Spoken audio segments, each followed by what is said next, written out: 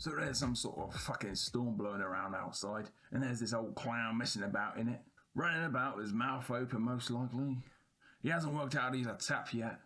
Anyway, he must have seen Jess Fletcher's light on and thought he'd try his luck. I guess you're okay. He's quite direct. Must be going with your tongue. Next thing you know, he starts hearing fucking voices, doesn't he? Who'd have thought it? He thinks he's hearing some report in his head about some crap. Oh, Coast Guard picking up distress signals from some damn fools out there in the yard. And then he says, fuck this, I'm out of here. He doesn't threaten to trash your lights, but he does bail. Wouldn't you think people would have more sense?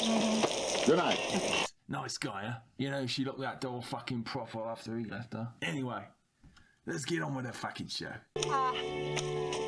Excuse me, this is private property. As you can see, the story carries on like it did before. Except we got some other old twat that has muscled his way into Fletcher's garden instead of her ass. Mr. Name's Ralph, ma'am. We also learn that Ralph man is a hit man. Window casements need paint, a whole house for that matter. No offense intended, but I believe in being direct. Might as well be Ralph Mouth for all the fucking talking he's doing. He makes it clear he's gonna kill someone just for a plate of food. Now, if you could spare me a good breakfast, I'd be willing to work for it. Admirable. So she invites him in to talk some more about the job. Oh, come on in the house now, fix you some eggs. Eggs will be fine. When Jessica and Mr. Man are inside having their food and having a chit-chat, the phone rings and there's some happy-go-lucky sheriff on the other end of the blower. He tries to call her out on some weird twisted date or something. Something mighty peculiar has happened down here, maybe murder peculiar. Murder? Murder in this town? So, of course, they both think the place is bugged. Okay, so they've been talking about painting asses, but everybody knows painting an ass means whacking the guy, killing the guy, slapping your gran. So Jess leaves Mr. Man, the hitman, behind as she runs off to see the sheriff to see what the fuck is going on. Mr. Man finds himself all alone to contemplate what he's going to do next, and he needs to do that ASAP. Ladies, it's Miss Fletcher, good friend of mine. The plot thickens when we get down to the docks. It turns out the happy-go-lucky sheriff is also a pimp. So, naturally, Jess wants to talk to some of his birds, who actually turn out to be sailors, as well as prostitutes, of course. We'd been at sea for 3 nights, Mrs. Fletcher.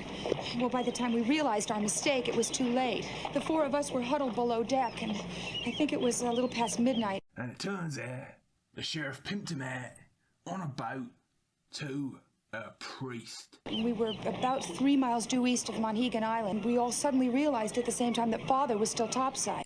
Look at those angry eyes. He doesn't know whether the pimp slap him, kill him, or throw him back in the boat. Anyway, we don't know where he is yet. Where is he? I saw Lisa going towards Father, and all of a sudden a huge wave hit the side of the boat, and he was washed overboard instantly. The oldest profession in the world, divine intervention.